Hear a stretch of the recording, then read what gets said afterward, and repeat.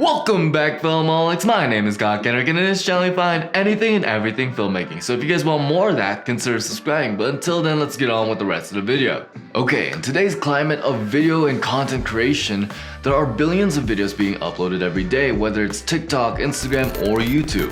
So today we're going to be showing you guys how to stand out from the rest. So first up is going to be first impressions. So what are the first two things that the audience will see from your video? Well, there's going to be the title and a thumbnail. So the first out of the two things I'm going to be talking about is going to be the title, and this is very important. That's because it is the first thing, it's the biggest thing that hooks people in. If you're reading an article, if you're doing anything, watching something, and you always read the title and it kind of hooks into you, so you always know what it is. So make sure it's easy to read, it's straight to the point, but also has enough mystery for them to want to watch more. And I know this might sound as clickbait because you just want to make good content, but in the same time, to get people to watch your good content, you gotta do clickbait sometimes.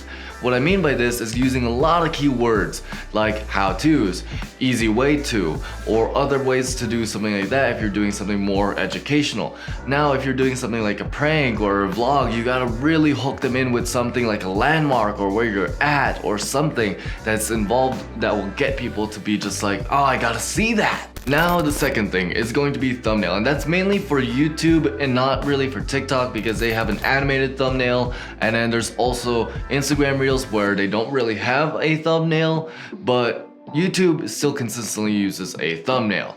So for this, what you really want to do is make sure you follow or create a trend on your channel where you follow that style consistently for your thumbnails. That way it's easy to know who you are.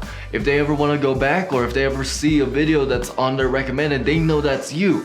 They know all your other videos are credible and they will constantly watch yours and support yours over other people where they don't really understand their style and it's just all over the place, sporadic, and it just doesn't make sense. So for something like this, you want to stay consistent for almost all throughout, unless you're changing up your style, unless you're changing up your channel, but otherwise stay consistent. And the next topic that we're going to be talking about is the hidden bits.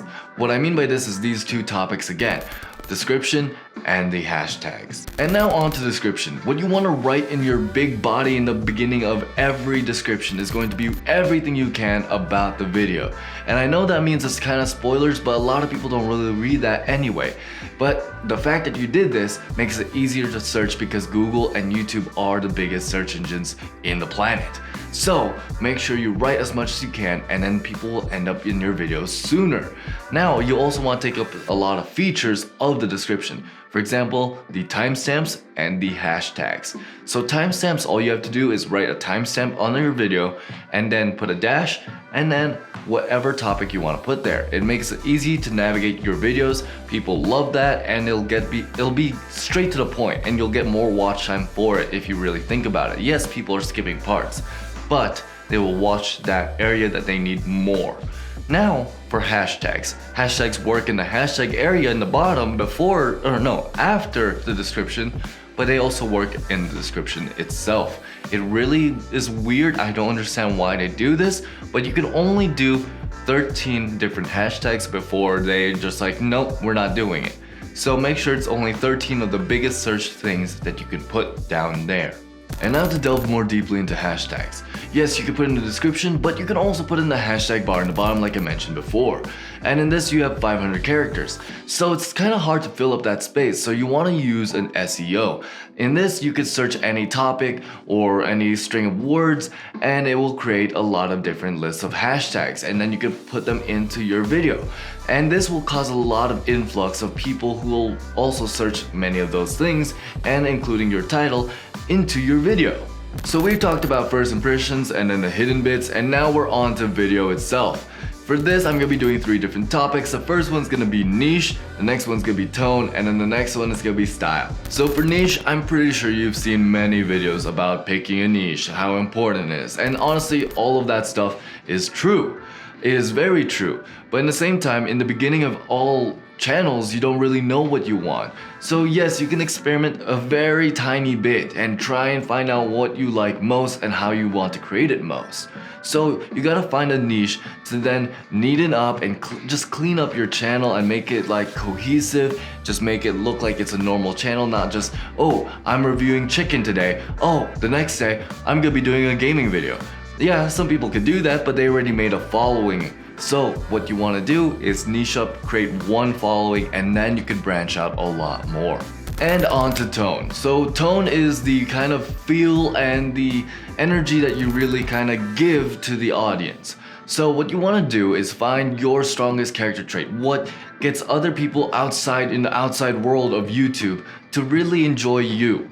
What do they love most about you? And then once you find that character trait that really makes you likable and enjoyable, you want to double down on that character trait when you're doing something in video. For example, if you're goofy, silly, or if you're intense, or if you're just an angry person, you just kind of want to put that into your videos and show that as that main character trait. If you look at any great character in any movie or show or anything like that, you always just connect to that one trait. And some people it's gonna be other things, some people it's gonna be really just up in the air. So for now, find yours and just double down on it. And for this step, even I struggle on this. It's a really hard thing to really find because you don't want to ask people unless you're really arrogant or you're just really confused about who you really are and you're trying to still kind of figure that out. So in my opinion, I still don't really know what mine is. I'm just trying to project who I am into the camera and hopefully it works out that way. But I still gotta find that trait. I still gotta feel my way through YouTube. So don't worry about this tip that much. It's gonna take some time to really find. You don't have to do it instantly, but you'll get there and you'll find it. And now for style, and what I mean by this is kind of like either editing or just the style of your videos and the way that you create them. And yes, there are trends to follow and you'll get a lot of views from that. And I'm not saying not to do that. I do that just so that I can get some people to come and watch. But in the same time, you have to add your own personality, your own flair into that video. Because if you don't, then you're nothing special. And a great example of this is during the vlogging age of YouTube. And during this time, everyone was copying Casey Neistat. They were just creating his brand even stronger because the fact that everyone followed his brand, his style, it made him more famous. If you see anyone on the street with a gorilla pod and a camera on top of it with a fluffy microphone on the top of that, then you just knew that was a Casey Neistat style because he advertised that, he kind of trademarked it. So you gotta find your own. You don't want to always just follow trends and just like hope, maybe I'll get noticed because of them. But you want to be noticed for you. You are the product of your videos.